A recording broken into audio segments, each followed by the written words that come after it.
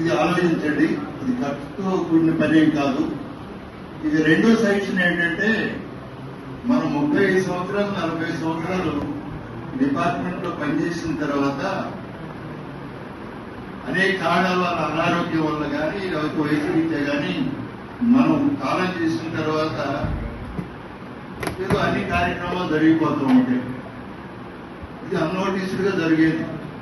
ఈ associations form అయిన తర్వాత మేము 10 మంది వెళ్ళి ఆ శ్రద్ధాంజలి కట్టించి, పుష్పగుచ్చం శ్రద్ధాంజలి కట్టించడం, కొంత ఉపశమనం వాళ్ళకి.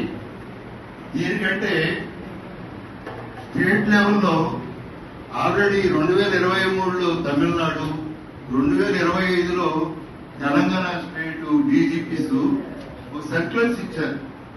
రిటైర్డ్ వాళ్ళ వివరాలు ఒక రిజిస్టర్ మెయింటైన్ చేసి వాళ్ళని మీరు వాళ్ళ ఇబ్బందులు ఏమున్నాయో ఎప్పుడు అన్ని మానిటర్ చేయాలి.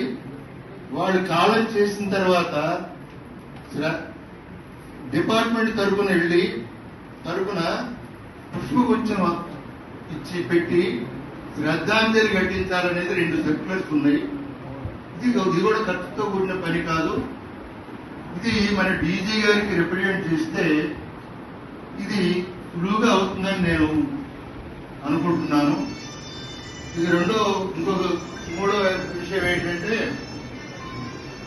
గత 20 సంవత్సరాల నుండి నేను విజయవాడ యూనిట్గా ప్రెసిడెంట్ గా ఉన్నాను. మా వాళ్ళందరూ చాలా చక్కగా కోఆపరేట్ చేస్తున్నారు. మేము వినూత్నంగా ఒకటే చెప్పాను అందరికీ, నవ్ ఆర్ నెవర్. మనం జీవితం చరమదశలో ఉన్నాం. ప్రత్యేకించి నా వరకు అయితే నేను 2003లో రిటైర్ అయ్యాను. అంటే 24వ సంవత్సరం అవుతుంది నేను రిటైర్ అయ్యి. నేను ఆరోగ్యంగా ఉన్నాను. కారణం ఏమిటి? మన సార్ మాలకొండ సార్ చెప్పినట్టు నేను ప్రతిరోజు అందరికీ నా గురించి చెప్పుకోవడానికి కాదు, మీకు ఇన్స్పైర్ అవుతారని, మోటివేట్ అవుతారని చెప్తున్నాను. ఈ వయసులో కూడా నాకు 81+. నేను ప్రతిరోజు 5:30 నుండి 7 గంటల వరకు యోగా క్లాస్ ఇంట్లో చేయడం కాదు, క్లాసులకు అటెండ్ అవుతాను ప్రతిరోజు వితౌట్ ఫెయిల్. వెహికల్ ఏదైనా ఉంటే తప్ప వెళ్ళడానికి కూడా నాకు 1 కిలోమీటర్ దూరం ఉంటుంది మా ఇంటికి. అది నడిచే వెళ్తాను. కిలోమీటర్ నడిచి వెళ్తాను, కిలోమీటర్లు నడిచి వస్తాను. అంటే 2 కిలోమీటర్లు ప్రతిరోజు నేను నడుస్తున్నాను. గంటన్నర అందరితో కలిసి సమూహంగా యోగా చేస్తున్నాను. నా ఫిట్నెస్ లెవెల్కి ఇది ఒక కారణం. నేను సర్వీస్ లో ఉన్నప్పుడు కూడా షటిల్ ఆడేవాడిని.